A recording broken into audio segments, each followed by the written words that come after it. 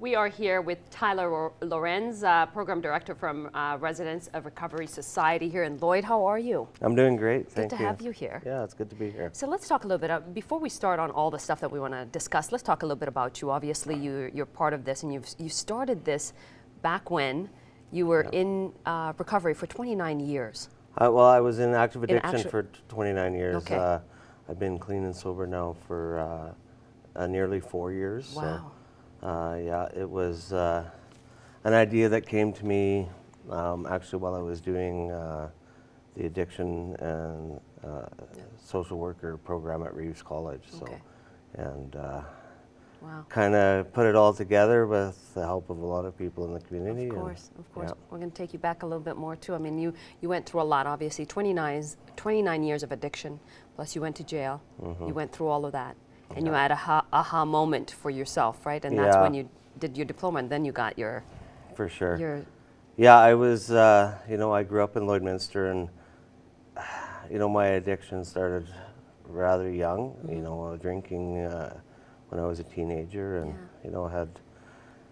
had a few episodes back then, and then it just progressed and got worse and worse, and I moved around quite a bit and job to job, and I did try going to Thorpe about 8-9 years ago, and it just didn't work for me at the time, and I ended up back in my addiction, and over the next 5 years after that, I spent quite a few trips to jail, and the last time I was in jail, I actually got some support in Medicine Hat when I was down there, and decided that I would try this recovery thing, and Beautiful. it seemed to stick this time. So. Yeah, and it's such a hard thing, I think, being addicted to anything is a hard thing to get out of that. You did it 4 years later, you're here. Tell us a little bit about what you see and how hard it is here in Lloydminster to see a lot of different people come through those doors. What do you see a lot of? It is hard, and there's a lot of people struggling in Lloyd. I mean, we've seen over 250 individuals, do intakes or applications in the 1 year that we've been in business. So, I mean, the demand is there for the services that we offer.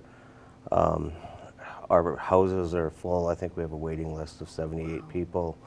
Programming's full every day.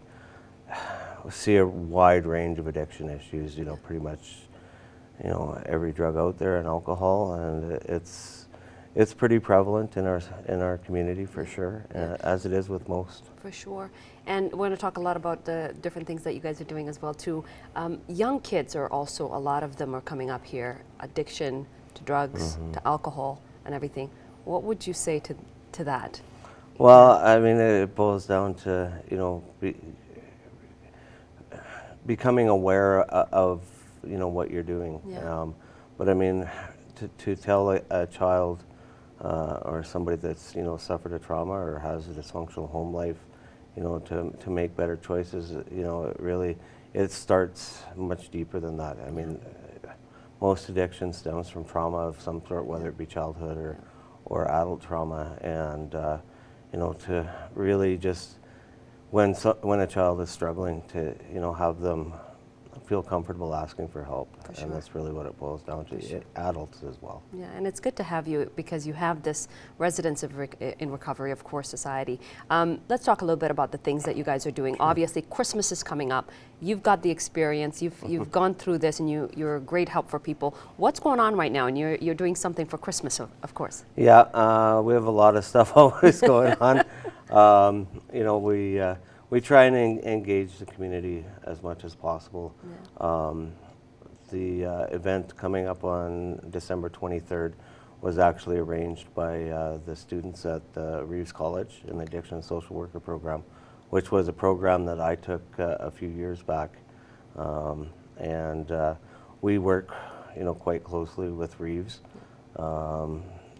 Catherine Hill that does the instruction there. She does some classes in our center. As well, we take a number of practicum students from Reeves College as well for people in that program. So, we work very closely, and they've supported us huge, with fundraising and different food drives and things like that over the past years. So Beautiful. it's a great partnership that we have, and it's great to have them on our side. And this event is called Be the Light Celebration, happening Yes. December 23rd, 7 p.m.